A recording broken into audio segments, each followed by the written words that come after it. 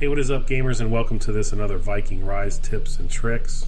There are 5 tips I want you to prepare before this event will be active in your kingdom, especially for F2P players.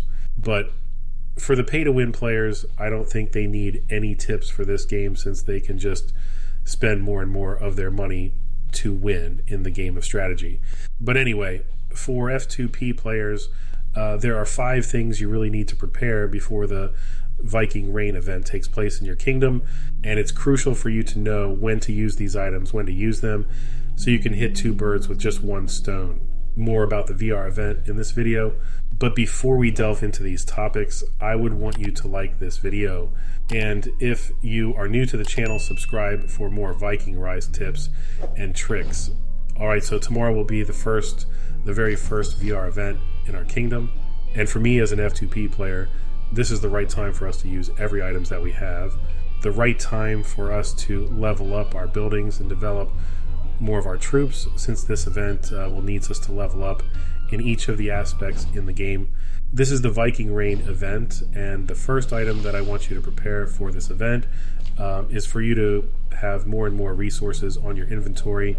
If you can save 10 million each of these resources, I think that's a great preparation. This event will have 5 days in total, and each day it will have designated tasks. The first task will always be leveling up your buildings and researching on the academy.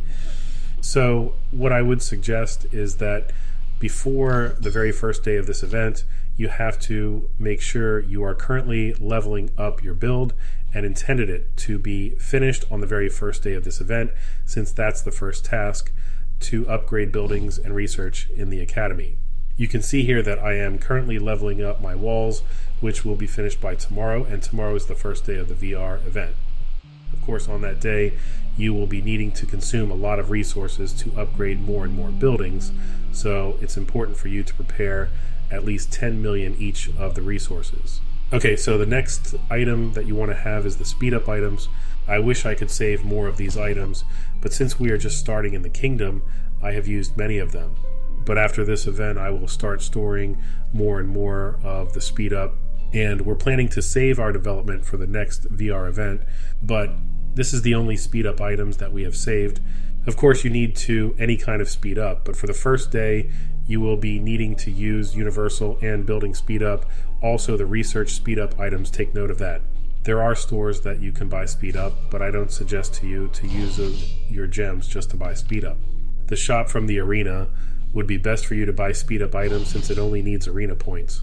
But anyway, that's the second item that you need to prepare for the VR event. Alright, so the third item on our list is the energy potion. Most players always join the rally against knee flung, but there is a right time for us to endlessly rally this enemy. The VR event will need you to hunt knee flung troops and knee flung leaders. That will need you to consume more and more energy potion. You can get energy potion from the Honey Tavern and the Prosperity Merchant. Since the first day of your account, I would suggest to you to buy the energy potion every week. That item is really important for your troops to attack certain targets on the map, and also I would suggest to you to just attack Knee-Flung if needed, unless you are one of the pay-to-win players who can just easily reimburse energy potion on their inventory.